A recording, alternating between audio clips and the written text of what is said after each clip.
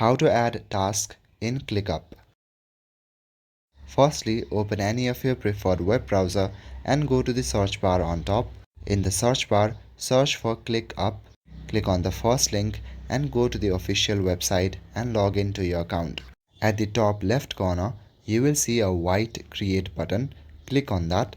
Then a drop-down menu like this will open. Click on Task. Now here type in the task name. You can write any name of your choice, but make sure that the name describes your task. There's also an option to add a description. You can write a brief description of what you are going to do. Below the description box, you will see different kind of options.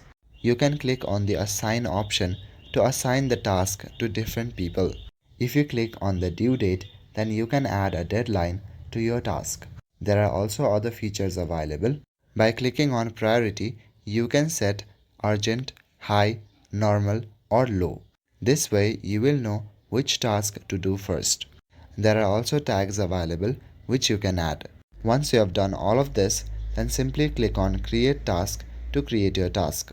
If you don't want to do all of this work, then you can click on Templates to look at pre-made templates. That's all for today. Thank you.